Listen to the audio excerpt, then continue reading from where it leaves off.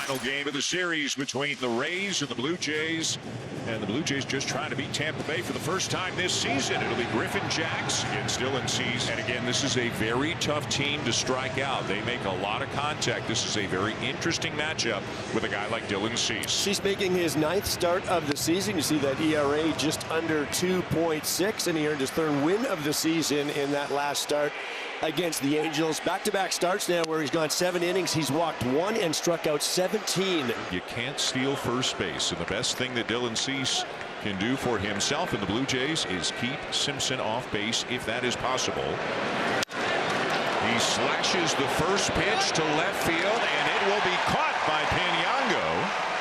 And maybe that's a good omen. 1 pitch in. Simpson is heading back to the dugout. I don't know if you're like me, Dan, but I was waiting very curiously to see that at-bat end, and it ended very quickly. It's a 2 out, no one on. It leaves it for Jonathan Aranda. He got him. Ran the two-seamer back over the inside corner to freeze him and get him. And Dylan Cease sets down the top of the Rays order in order. Well, Griffin Jax making his 4th start of the season, the record 1-2 as he continues that build, making that transition here during the course of a season from the bullpen into the starting rotation, something that the Rays have done now 4 of the last 5 seasons. This is the mix. 1 out, nobody on. Now Yohendrick Pinyango, a left-hand batter, well off the plate. A line drive hitter who's done it again.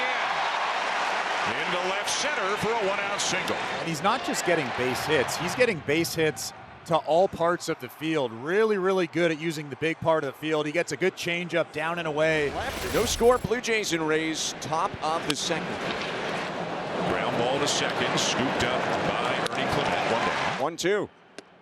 Check swing, pitch down and in, appeal to first, and he did go on the appeal to third base umpire Chris Siegel. Fraley strikes out on a slider, 2 down. Palacios, the second baseman, who has had a very productive series for the Rays, had 3 hits and 3 RBIs on Monday. The 1-2 from Cease. He got him. Strike 3 called right at the knees. A 99-mile-an-hour sinker for Dylan Cease, who's punched out 3 and retired all 6 he's faced. Blue Jay half of the 2nd inning, no score in the game. So 2 on, 1 out on a base hit by Jesus Sanchez. No score, top of the 4th inning. Blue Jays and Rays in the series finale. Okamoto way in at third. What a play by Okamoto. Back to his feet and he gets him. And even Kaz had to crack a little smile on that play. And that's not just a great play, it's an important play for the Blue Jays. Yandy Diaz up. Cease lets it go. Lets Clement make the play, and they turn 2. Dylan Cease pitches out of trouble. No runs, 2 hits, 1 left. Well, Griffin Jax trying to keep it in the park against the Toronto Blue Jays. Scoreless game, 4th inning. I got here at about 2:10 today, and as I'm unpacking my stuff in the booth, I look down, and Vladimir Guerrero Jr. is hitting balls off a tee. And he... On the field. On the field, yes. And he did it for at least 45 minutes. I have never in my life seen anybody do this for as long. And obviously, they're trying to figure all sorts of stuff out to try to get Vladdy back where he is. Why is tee work so important? Well, tee work is usually done in the cage because you continue to put balls on the tee and you're just working on your swing mechanics and your body control. You can move the tee around, you can work on the ball in, you can work on the ball away, but you do it on the field because then you can see the flight of the ball. So some of those balls we saw hit right there, if he was hitting those into left center, ideally you want those balls being driven straight to left center field. You don't want them hooking toward that left field line. If that's the case, it means you're getting out and around it, and that's a no-no. That's not what you want to do. We know that's been his issue a lot. He's a forward move, and he's playing a lot of catch-up at times. He'll take it low, ball 4. But let me ask you this, and I think I know what your answer is going to be.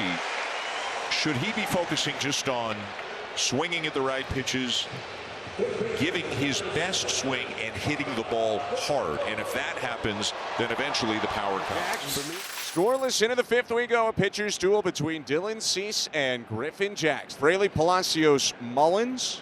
5, 6, 7 up for the Rays this inning. Cease has faced 1 batter above the minimum. He got it. Ran the two-seamer back over the inside corner. 2nd time he has done that to a Tampa Bay hitter tonight. Got him. A swing and a miss and a slider for strikeout number 6. But why not work on the changeup? Why not pretend that it's spring training and this game doesn't matter?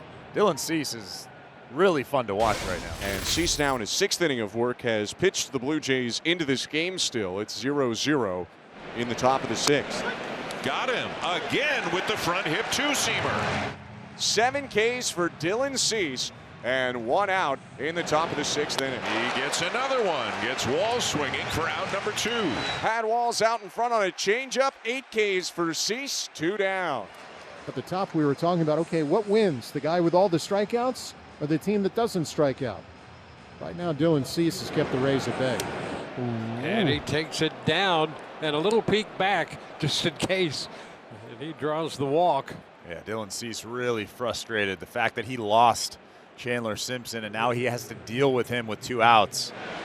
Simpson not going, and it's grounded out to short. Jimenez to Clement to force the lead runner and retire the side. Cease with a pair of strikeouts strands a runner and keeps it 0-0 middle of the 6th. Dylan Cease is trying to throw 7+ innings in a 3rd consecutive start. Fiducia has struck out twice, swinging and looking. And a challenge from Heineman. On the ball, the catcher's challenging. And you could see Cease was tapping the top of his hat as well. He feels pretty convinced about it. That ball got plenty of a play. Kind of crazy they had to use a challenge for that one. Dylan Cease with his 9th strikeout of the start. 7 innings of 1-run ball, but the Blue Jays trail it 1-0. Richie Palacios with an RBI single, and the Rays have broken the ice 1-0 Tampa Bay. Bottom of the 7th coming up. Rays looking for a sweep here in Toronto. Blue Jays trying to stop that and salvage the series. There's a liner into left center. That's a base hit for Clement. An aggressive turn, but a good job by Simpson to get to it and get it back in a hurry. There goes Clement, and it hits Jimenez. He drops down to a knee in clear pain. I think that might have got him in that tricep guard.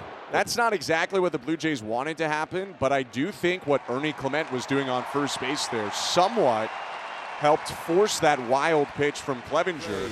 Bottom of the 8th inning and a 1-0 Tampa Bay Rays lead. 3 straight walks to begin the inning. He has walked Springer, he has walked Pinango, he has walked Guerrero, and there's 1-0 Rays lead. It's circling the drain. And here is the hottest hitter for the Blue Jays, Kaz Okamoto. Hooks it to left field. Simpson back, makes the catch, but Springer will tag and score, and the sac fly ties the ball game. Well, Kaz hit that right on the screws, and he just missed it. Nice play from Chandler Simpson over there in deep left field, just in front of that fence. The finale of this series goes tied into the 9th inning. 1-1 score, Blue Jays and Rays.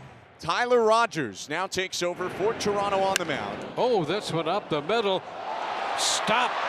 And Jimenez with the throw, not going to be in time, and Mullins has a base hit. And the go-ahead run is on for the Rays, and we'll see if they can run. But it's a tough combination with Rogers and Valenzuela.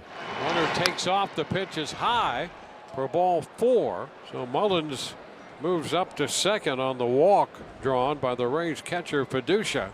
Here comes Walls, who was singled, struck out, grounded to first, 1 for 3. Ground ball towards short. To second, they'll get 1. Good job by both Jimenez and Clement, realizing all they had a chance at there was 1 out, so they didn't rush it. First and third, 2 down, top of the 9th inning in a 1-1 tie. Fluharty will go left on left with Chandler Simpson. Popped it up. Okamoto says he's got it, and he does. Credit to Fluharty. He got Simpson. The Rays leave 2 on. Blue Jays trailing by a pair of runs, but with the automatic runner George Springer on second, they'll have the tying run at the plate to begin the inning. Now Guerrero 0 for 2 with a couple of walks. Ball 4. Guerrero walks for the 3rd time. And the winning run will come to the plate in the form of Kazuma Okamoto. A challenge from Fiducia.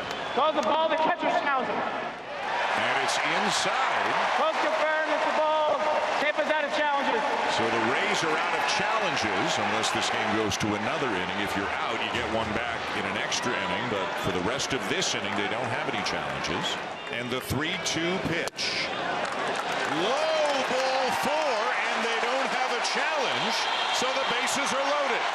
If the Rays don't manage to win, it'll be because of the walks. Yeah, the Rays, if they had had a challenge, wouldn't have gotten an overturn anyway, but I imagine that stings a little bit. And now Dalton Varsho. Tying run at second, winning run at first. And it's hit to deep left field. It's carrying. It's gone. Let's go home! A walk-off grand slam! And the Blue Jays finally get the Rays, winning it 5-3. Dalton Varsho just kept fighting them off.